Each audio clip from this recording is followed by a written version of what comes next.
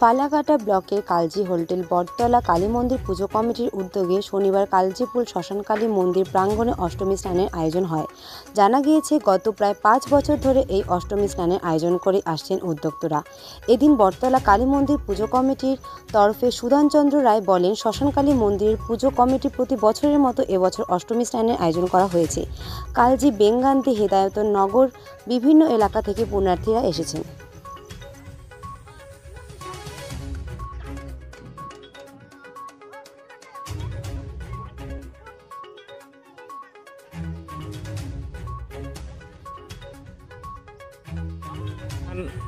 মোটামুটি 4-5 বছর হতে শুরু হয়ে গেছে, তবে এই লকডাউনের সময় 2 বছর পুজো হয়নি, এবার আরও হচ্ছে।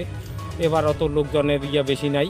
যাই হোক, আকাশের পরিস্থিতি ভালো না হয়, হয়তো আরও কিছু লোকজন বাড়িবে। পুণ্যার্থীরা কোথা থেকে এসেছে? পুণ্যার্থীরা আমার গ্রামের এই থেকে হেদায়তনগর, আলীনগর, ব্যাংকান্দি, হয়তো ধুলাগাঁও, বাগানের কিছু আছে। কি নাম আপনার? মোর নাম সুধানচন্দ্র রায়। এই মন্দিরের প্রায় আমি 34 বছর থেকে আসুন।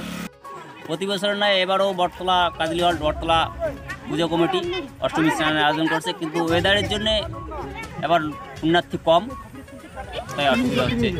কোথা থেকে পুণ্যার্থীরা এসেছে?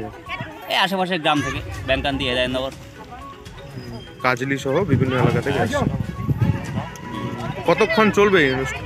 অষ্টমী তিথি তো আজকে সারাদিন, দেখি কখন আসে, কোন পুণ্যার্থী থাকবে। আপনি এখানে কমিটির একজন সদস্য? হ্যাঁ।